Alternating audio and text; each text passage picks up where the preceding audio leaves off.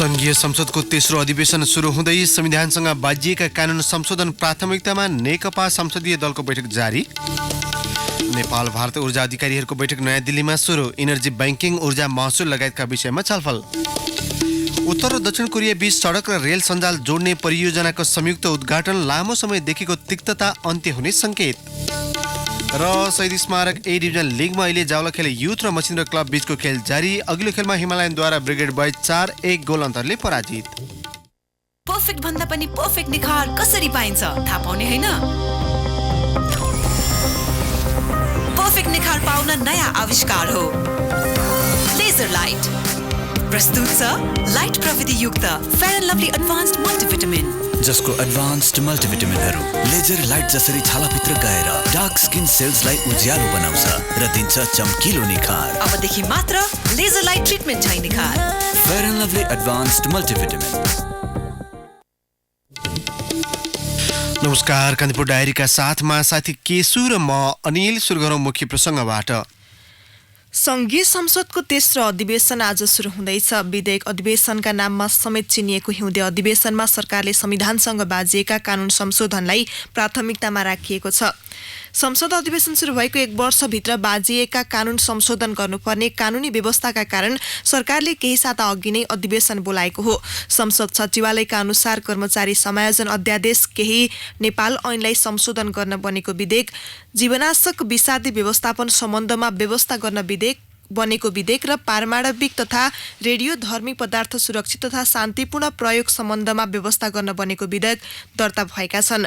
संविधान सहित विद्यमान 339वटा कानून मध्ये 174वटालाई संविधान अनुकूल बनाउन संशोधन गर्नुपर्नेछ। कानून मन्त्रालयका प्रवक्ता धनराज गेवालीले विभिन्न 56वटा ऐन संशोधन सहित केही नेपाल ऐन संशोधन विधेयक संसदमा दर्ता भइसकेको तथा 108वटा ऐन संशोधनको स्वीकृतिका लागि मन्त्री परिषदमा पठाइएको बताउनुभयो। विभिन्न मन्त्रालयले तयार पारेको 17वटा विधेयकको मस्यौदालाई मन्त्रालयले सहमति दिएर पठाइसकेकाले ती विधेयक पनि संसदमा पेश हुने तयारीमा रहेको उहाँले बताउनुभयो। अधिवेशन अपराह्न 4 बजे सुरु हुनेछ। पहिलो बैठकमा शीर्ष नेताहरूले सम्बोधन गर्ने र केही विधेयक टेबल गर्ने तथा दोस्रोमा पूर्व सांसद चक्रप्रसाद बास्तोला, पद्मरत्न तुलाधर र मोतीदेवी चौधरीको निधनमा शोक प्रस्ताव पारित गर्ने सम्भावित कार्यसूची रहेको छ। यसैबीच संसद अधिवेशन सुरु हुनु अघि नेकपाको संसदीय दलको बैठक अहिले बसिरहेको छ। हिउँदे अधिवेशन सुरु हुनु पूर्व संसदमा पार्टीको भूमिका लगायत विषयमा धारणा बनाउन दलको बैठक बसिरहेको हो।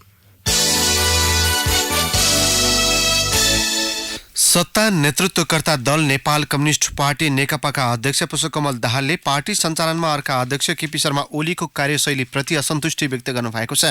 तत्कालीन एमाले र माओवादी केन्द्रबीच एकीकरण भएको 7 महिना पूरा हुँदा समेत नेकपाभित्र एमालेको अस्तित्व कायम रहेको उहाँको आरोप थियो। स्थायी समिति बैठकमा अध्यक्ष द्वयको राजनीतिक प्रतिवेदनमाथि छलफलका क्रममा सदस्यले उठाएको प्रश्नको जवाफ दिँदै दाहालले भन्नुभयो, प्रधानमन्त्री भएको पार्टी अध्यक्षलाई सहयोग गर्नु अर्को अध्यक्षको जिम्मेवारी हो। कहिलेकाहीँ नखाएको बिस पनि लाग्छ। पार्टी तथा सरकार सञ्चालनमा अर्का अध्यक्ष ओलीले पर्याप्त छलफल नगरेको संकेत गर्दै दाहालले पार्टीभित्रको असन्तुष्टि बाहिर ल्याउन नहुने र आफूले कतै नबोलेको स्पष्ट पार्नुभयो। पार्टीभित्र आन्तरिक एकता आवश्यक रहेको उल्लेख गर्दै दाहालले पक्ष विपक्षीले पार्टीलाई मात्रै नभई मुलुकलाई नै धराशायी बनाउने तर्क गर्नुभयो। करिब 2 घण्टा लामो सम्बोधनमा दाहालले भन्नुभयो, स्थायी समितिको जारी बैठकमा समेत एमाले समूह बन्दीका रूपमा देखा पर्यो, माओवादी भने अलमलमा झैँ देखियो। दुई पार्टी बीचको एकताले रणनीतिक महत्त्व राख्ने तर्क गर्दै उहाँले पुस मसान्तभित्रमा तल्लो तहसम्मको एकीकरण टुङ्गोमा पुर्याउने गरी स्थायी कमिटीबाट कार्यदल गठनको प्रस्ताव समेत गर्नुभयो। इनर्जी बैंकिङ लगायत ऊर्जासँग सम्बन्धित विभिन्न विषयमा नेपाल र भारत बीच नयाँ दिल्लीमा छलफल सुरु भएको छ। नेपाल विद्युत प्राधिकरणका कार्यकारी निर्देशक कुलमान घिसिङ नेतृत्वको नेपाली प्रतिनिधि मण्डल र भारतको केन्द्रीय विद्युत प्राधिकरणका अध्यक्ष एसटी दुबे नेतृत्वको टोलीबीच छलफल सुरु भएको हो। बैठकमा दुई देशबीच ठूलो परिमाणमा विद्युत आयात निर्यात गर्न ल्याइएको इनर्जी बैंकिङ प्रणालीलाई मुख्य प्राथमिकता दिएको नेपाल विद्युत प्राधिकरणले जनाएको छ। बर्खायाममा नेपालमा विद्युत खेर जाने र हिउँदको समयमा नेपालमा मात्रामा विद्युत अपुग हुँदा भारतबाट आयात गर्नुपर्ने बाध्यता छ। यसको अन्त्यका लागि बर्खायाममा भारतमा निर्यात गर्ने र हिउँदमा आयात गर्ने गरी इनर्जी ब्याङ्किङको अवधारणा ल्याइएको हो। यस्तै अन्तर्देशीय प्रसारण लाइन, विद्युत महसुल दर लगायतका विषयमा पनि बैठकमा छलफल हुने त्यहाँको विद्युत प्राधिकरणलाई उद्धृत गर्दै नयाँ दिल्ली स्थित सहकर्मी सुरेश राज नेउपानेले जनाएका छन्। यसअघि नयाँ दिल्ली पुगेको पहिलो दिन हिजो घिसिङ नेतृत्वको प्रतिनिधि मण्डलले भारतीय पक्षसँग अनौपचारिक छलफल गरेको थियो। राष्ट्रिय जनता पार्टी राजपा नेपालको अध्यक्ष मण्डलको बैठक अहिले बसिरहेको छ। राजधानीको बिजुली बजार स्थित केन्द्रीय कार्यालयमा जारी बैठकमा आजै सुरु हुने संसदको हिउँदे अधिवेशनमा पार्टीको भूमिका र प्रस्तुति, प्रधानमन्त्री केपी शर्मा ओलीसँग हिजो भएको छलफल तथा पार्टीका अन्य गतिविधिबारे छलफल सुरु भएको अध्यक्ष मण्डलका सदस्य राजकिशोर यादवले जानकारी दिनुभयो। नेकपा अध्यक्ष केपी शर्मा ओली नेतृत्वको सरकारलाई समर्थन गरेको राजपा आफूहरूको मागमा सरकार उदासीन भएको भन्दै पछिल्लो समय असन्तुष्ट बनेको छ। आफूहरूको मुद्दा ओझेलमा पारेको भन्दै समर्थन फिर्ताको चेतावनी दिँदै आएको राजपाले आजको बैठकबाट सरकारलाई दिएको समर्थन सम्बन्धी आधिकारिक धारणा समेत तय गर्ने जनाएको छ। सरकार गठन भएको 10 महिना पूरा हुँदा समेत माग सम्बोधनका लागि सरकारले पहल नगरेपछि दबावमूलक कार्यक्रम गर्ने वा समर्थन फिर्ता लिने भन्नेमा राजपा निर्णयमा पुग्न सकेको छैन। समान एजेन्डा अघि सारेको संघीय समाजवादी फोरम नेपाल भने उसका मागमा दुईमुखी सहमति गर्दै वर्तमान सरकारमा सहभागी छ। प्रदेश 5 को प्रदेश सभा अहिले केही बेरमा बस्दैछ। बैठकमा एउटा प्रतिवेदन सहित 5वटा विधेयक प्रस्तुत गर्ने कार्यसूची छ। प्रदेशभित्रका राष्ट्रिय वनको संरक्षण र सुव्यवस्था गर्न बनेको विधेयक, प्रदेश सहकारी सम्बन्धमा व्यवस्था गर्न बनेको विधेयक र प्रदेशभित्र औद्योगिक व्यवस्था स्थापना तथा सञ्चालन गर्न बनेको विधेयक प्रस्तुत हुने प्रदेश सभा सचिवालयले जनाएको छ। प्रदेश सवारी तथा यातायात सम्बन्धी व्यवस्था गर्न बनेको विधेयकमाथिको दफावार छलफल पछिको प्रतिवेदन पनि आजकै बैठकमा पेश हुनेछ।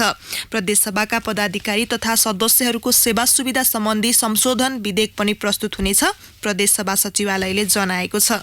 जारी वर्षे अधिवेशनमा प्रदेश 3 को स्थायी राजधानी बारे निर्णय भने नहुने भएको छ।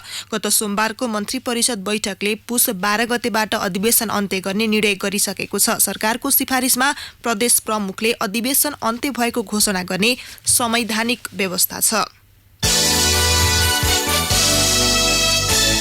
सार्क भिलेजको उपमा पाएको लमजुङको पर्यटकीय घले गाउँले स्मार्ट भिलेजको अवधारणा अघि सारेको छ। पर्यटन प्रवर्धनका कार्यक्रम सुरु भएको 1 दशकपछि दक्षिण एसियाली मुलुकको नमुना गाउँको परिचय कमाएको घले गाउँले त्यसको 1 दशकपछि नै नेपालको पहिलो स्मार्ट भिलेजको नयाँ अवधारणा सुरु गरेको हो।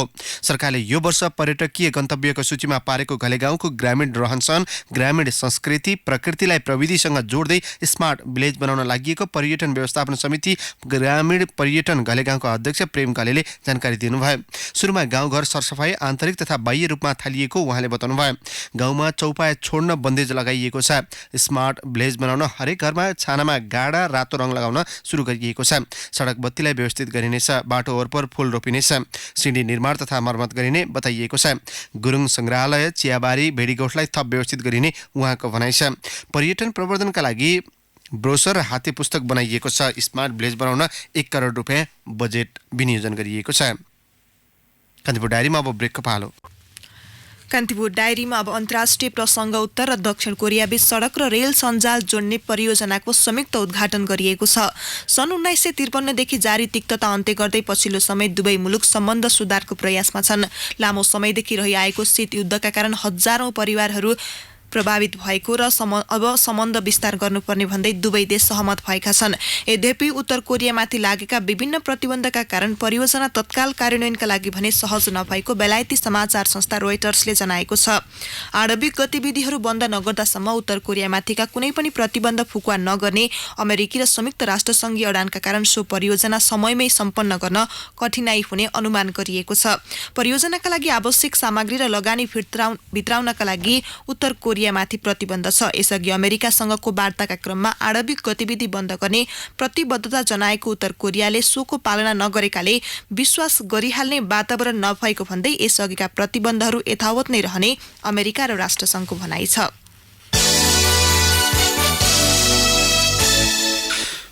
ग्वाटेमालाबाट आफ्नो परिवारसँगै अमेरिका प्रवेशको प्रयास गर्दा पक्राउ परेका 8 वर्षीय एक बालकको अमेरिकी प्रहरी नियन्त्रणमा नै मृत्यु भएको छ। मेक्सिकोसँगको सीमा क्षेत्रबाट अमेरिकी प्रहरीले उनलाई बुबा आमासहित नियन्त्रणमा लिएको थियो। गत महिना पनि ग्वाटेमालाबाट अमेरिका प्रवेशका क्रममा परिवारसँगै पक्राउ परेकी 7 वर्षीय बालिकाको मृत्यु भएको थियो। हजारौं आप्रवासी मध्य अमेरिकाबाट संयुक्त राज्य अमेरिका प्रवेशको प्रयासमा मेक्सिकोसँगको सीमासम्म पुग्ने गरेका छन्। हिंसा, गरिबी र राजनीतिक सङ्कटका कारण मध्य अमेरिकी मुलुक छाडी अमेरिका प्रवेश गर्ने आशामा हजारौं मानिस सयौं किलोमिटर दूरी पार गर्दै मेक्सिको र अमेरिकाको सीमा क्षेत्रमा पुग्ने गरेका छन्।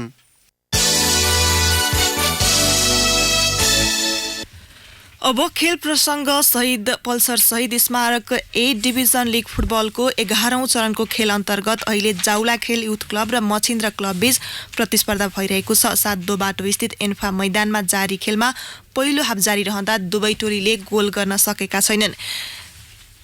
यसअघि आजै भएको खेलमा हिमालयन शेर्पा क्लब विजयी भएको छ। 7 बाटो स्थित एन्फा टेक्निकल सेन्टरमा भएको खेलमा ब्रिगेड बोइजलाई 4-1 गोल अन्तरले हराउँदै हिमालयन क्लब विजयी भएको हो। पहिलो हाफ गोल रहित बराबरी खेले पनि दोस्रो हाफको सुरुमै 2 गोल गर्दै हिमालयन क्लबले खेल आफ्नो पक्षमा पारेको थियो। लिगको 11औं चरणमा उपाधिको छिनोफानो समेत हुने सम्भावना छ। 11औं चरणमा भोलि हुने खेलपछि जारी लिगले च्याम्पियन पाउने सम्भावना छ।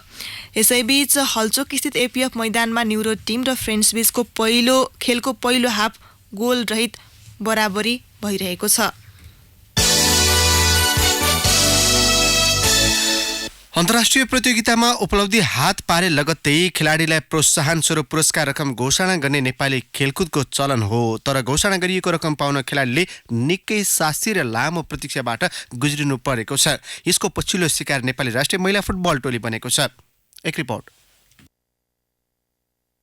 अन्डर 19 एएफसी कप र टोकियो ओलम्पिक छनौटबाट स्वदेश फर्किएको टोलीलाई अखिल नेपाल फुटबल संघ एन्फाले जनही 50,000 रुपैयाँ दिने घोषणा गरेको थियो। तर 2 महिना भन्दा बढी बितिसक्दा पनि एन्फाले सो रकम दिएको छैन। यसरी घोषणा गरिएको रकम समयमा नै नदिँदा खेलाडीलाई मनोवैज्ञानिक रूपमा असर गर्ने राष्ट्रिय टोलीको स्ट्राइकर सावित्रा भण्डारी बताउँछिन्। बोलिसकेको चाहिँ जुन रकम आश राखेको थियौँ होइन, जुन हामीले जुन इतिहास बनाइसके पछाडि चाहिँ बोलिसके पछाडि सरहरूले जुन निर्णय गरिसके पछाडि चाहिँ गर्नुभयो, त्यो अब कुनै प्रब्लम होला या नहोला त्यो आफ्नो ठाउँमा छ। तर प्रब्लम भए पनि प्रब्लम देखाइदिए चाहिँ हामी आउँछ भन्ने जुन आशामा रहन्थ्यौँ होला, कुनै पनि प्रब्लम नदेखाइकन अब यो झुलाको जस्तो भइरहेको छ। खेलाडीको मनोबल बढाउन मात्र होइन, सम्बन्धित संस्थाको जिम्मेवारी बोधका लागि पनि घोषित रकम दिन ढिलाइ गर्न नहुने अन्डर 19 टोलीकी गोलकिपर अञ्जना राणा मगरको भनाइ छ। घोषणा भएको लामो समय बितिसक्दा पनि रकम हात नपर्दा खेलाडी सशंकित छन्। अब दिनु त पर्ने हो, अहिलेसम्म दिएको छैन। दिन्छु मात्रै भनिरहेको छ। दिन त दिन्छ होला, सायद अलि ढिलै हुन्छ होला। धेरै नै असर गरिरहेको हुन्छ। हामी नेपालको लागि भनेर खेल्छौँ अनि हामीलाई फेरि पैसा दिने भनेर घोषणा गर्छ अनि दिँदैन, हाम्रो मनोबल घटिरहेको हुन्छ। अब